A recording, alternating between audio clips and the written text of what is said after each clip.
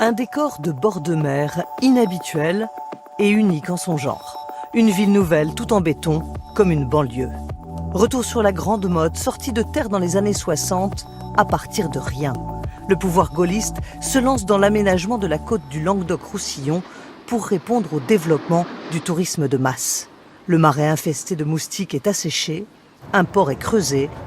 Partout, des constructions pharaoniques émergent, l'œuvre de l'architecte Jean Balladur.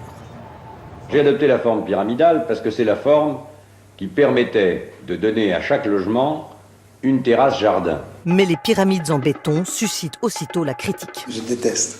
Vous détestez? Je déteste. Je déteste parce que pour moi, c'est pas de l'architecture, c'est pas des vacances, ce n'est pas reposant.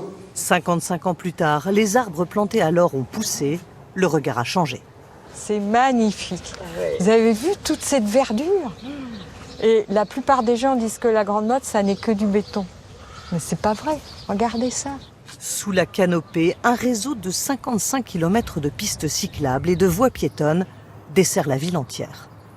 Ça, c'est le côté avant-gardiste vraiment de Jean Balladur, parce qu'il crée une ville qui est d'abord cycliste, d'abord piétonne, alors qu'il est à une époque où c'est la voiture qui est reine et qui va être reine pendant plusieurs décennies.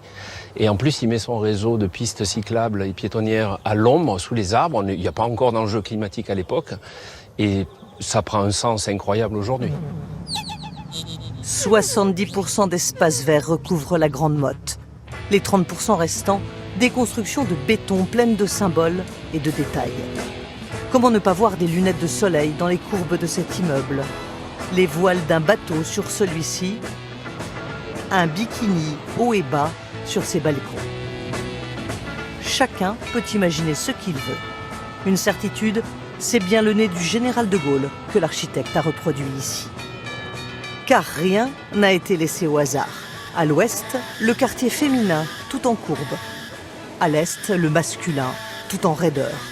Jean Balladur a pensé la ville entière. De l'église à la mairie, en passant par l'agora, le tout rassemblé sur la place des Trois Pouvoirs, orné d'un labyrinthe en son centre. C'est un symbole qui, en fait, représente la vie. On avance, on rentre, on progresse, on se trompe, on revient en arrière, et ainsi de suite, jusqu'à trouver l'issue. Une histoire en cours d'écriture. En 55 ans, la ville nouvelle s'est peuplée de près de 10 000 habitants permanents, des pionniers. La forme architecturale d'ensemble est intéressante, elle est assez astucieuse en somme, mais il est évident qu'on se retrouve devant de grands immeubles collectifs et que ça risque de ne pas plaire à certains. Nous sommes venus quelques jours, vous voyez, chez des amis, et cet ensemble extrêmement moderne nous a plu infiniment, et aussi bien que nous allons prendre un studio, vous voyez, pour l'avenir. Ces habitants ont pris conscience il y a seulement une dizaine d'années de la richesse de leur patrimoine. Ils ont créé une association pour le défendre. J'ai encore en mémoire la parole de mon père qui disait « Tu as vu ces trucs là-bas et dire qu'il y a des couillons qui vont acheter ça ». Cette image de ville de béton, on l'a regardée longtemps. C'est difficile après de faire passer, comment dire, quelque chose de négatif, de le transformer en positif. C'est pas facile, je crois. Il n'y a que 3 villes dans le monde créées ex nihilo, c'est-à-dire au départ de rien, qui est sorti du sable. Le Corbusier, c'est Chandigarh. Niemeyer, Oscar Niemeyer, c'est Brasilia. Et Jean Balladur, la Grande Motte. Donc voilà, quoi, c'est pas n'importe quoi. C'est pas n'importe quoi. Un des plus prisés de la Grande Motte, le Rémar. Si bien que les prix flambent dans certains immeubles en front de mer. Du coup, voilà, on arrive dans la pièce principale. Avec la vue. Avec une vue magnifique sur la mer. Combien de mètres carrés?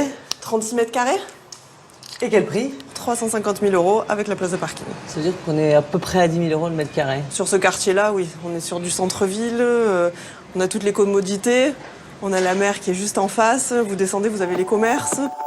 Une ville qui, mieux que toute autre, incarne les années 70, désormais source d'inspiration pour les artistes et les designers. La grande moche est devenue la grande mode, disait il y a peu un architecte.